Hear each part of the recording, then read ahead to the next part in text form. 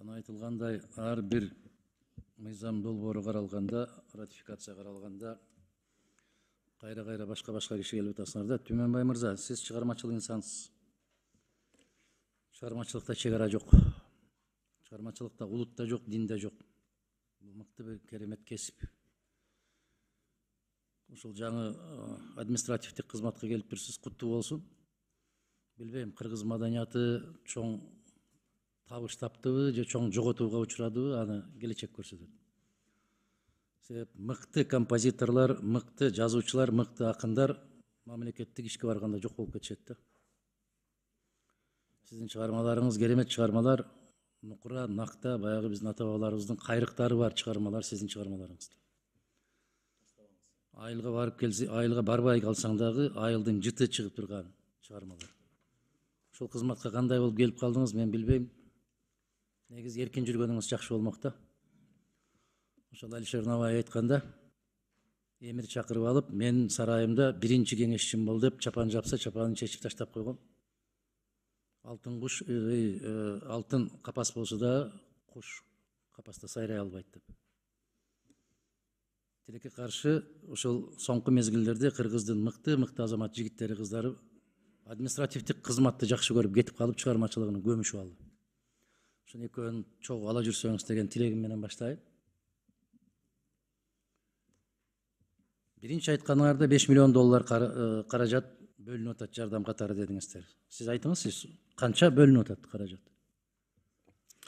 Биринчи кезекте жакшы каалоо тилектериңиздерге чоң рахмат. Аракет кылабыз эми чыгармачылыкта таштап койбогонго, параллелдүү алып кеткенге. Бул негизи ооз-2 түрдө, Адахан Кемсанбаевич, ооз-2 түрдө сүйлөшүлгөндө 5 миллион деп сүйлөшүлгөн. Ал макулдашууда көрсөтүлгөн эмес. Ал справкада гана 5 миллиондун тегерегинде деп берилген. Жана ошондой эле бул 2021 жылдын 29 мартында министрлик тарабынан түзүлгөн смета жөнөтүлгөн. Ал Өзбекстан тараптан колдоо тапкан эмес, жана сметаны алар өздөрү түзүшкөн. Биз урматтуу кесиптештер, мыйзам чыгаруу жыйыныбыз, мыйзам чыгаруу бутагыбыз. Бизде ар бир нерсе так болбосу керек. Акыр жөнөкөй эле бир келишим түзүлүп атканда дагы кандайдыр бир шарттары белгиленет. Бул мамлекеттер аралык келишим болуп атат. Парламенттик деңгээлге чыгып отурат. Өткөндө 5 миллион дедиңер, кийинки келгениңер айтты, жок 10 миллионго чыгып кетти, 10 миллионду колдоп бергиле деп экинчи орун басар келип кетти. Андан кийин министриңер келди дагы, жок, туура эмес түшүнүп алыптыр, ушу 5 миллион бойдон кала турган болду дейт. Бир так айтпайсыңар, бир кеси айтпайсыңар. Ошол өзбек тарап түзөбү, кыргыз тарап түзөбү, ошол оңдотуу, түзөтүү иштерине канча каражат керек болуп атат? Так маалымат ошол 5 миллион доллар, Адахан Кемсанбаевич, ошол оңдоп түзөө иштерине эмеректерди алуу, аппаратура менен камсыздоо бардыгы ошол 5 миллионго. 10 миллион деген туура эмес. Ал эми жаңылыш берилип айтылып калган. Я. Жаңылыш айтылып калган сумма. Эми жаңылыш айтылган менен 5 миллион, 10 миллион бул Акылбек Жапаровга баары бир да, бир миллиард бул жака, миллиард ал жака деп. Биз акыры ар бир добуш берип атканыбызда биз келечек үчүн берип атабыз да, туурабы? Эми андай болбош керек да. Ошондой жаңылып 5 миллион долларга жаңылган орун басарды кечирип кой деш керек да. 50 000 сом. Бир 50 000 сомго туура эмес кол коюп койгондорду ышкыртып, кыйкыртып, маскаларыңарды кийип алып, автоматты көтөрүп барып, колдорун кайрып алып кетип бартасыңар. Анан 5 миллион долларды ары бери калчап койгон болсо эч нерсе эмес экен да, кечирип койгула, туура эмес болуп калды дегендей. Бул өзү негизи туура эмес жагдай. Анан Түмөнбай мырза ошол улуттук борборду дагы кошо оңдотуу түзөтүү иштерин жасап жиберсекпи деп аракет кылып атабыз деген маалымат айтылды ушул жерде. Ал кандай болуп атат? Ал боюнча мен так маалыматты кагаз жүзүндө жооп берели. Ал жерде драм театрды толук реконструкциялоо деген маселе каралган. Ула мырза, өткөндө орун басар айтты. Мен сизге 3 күндүн ичинде ушуну кагаз жүзүндө жооп берип коеюн деп. Туура? Сизге мен жоопту жыйын бүткөндөн кийин эле тактап берейин анын маселеси. Жок, бизге ар киши келгенде башка маалымат берип башты айлантып койду да. Түшүнбөй калдык да. Ошон үчүн мына экинчи окууга киргенге чейин канча деген будуңчаң болуп кетти. Өзү мындай караганда биздин кесиптештер айткандай мүмкүн жакшы ниет жарым ырыс, жакшы ниет менен оңдотуп түзөтүп коелу деп берилип атса керек. Бирок Түмөнбай мырза, бирок деген жери бар да. Бирок деген жери бар. Мына биздин кыргыз балдардын баарын англисче окутат экен, англисте бүтүндөй дүйнөлүк жогорку окуу жайларга алып барып даярдап коет экен, ушуга каршы чыгып кандай кылабыз деп Америка университетине дагы тепкилебеген киши калбады, бизди тепкилеп эмнеге каршы чыгасыңар деп. Натыйжада эмне кылдык биз? Жаштарды жоготтук.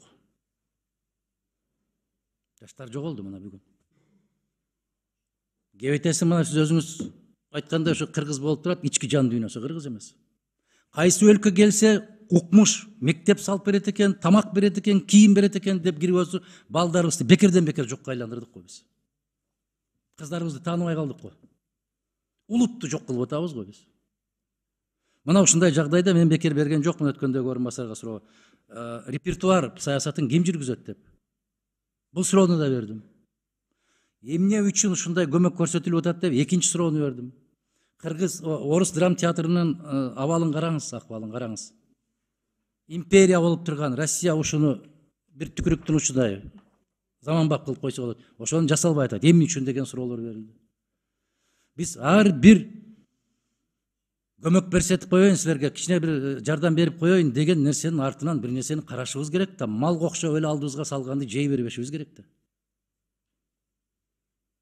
Суроолорду берсем, так жооп берген болсоңор, мен ыраазы болуп калат элем. Ай Азамат, баракелде.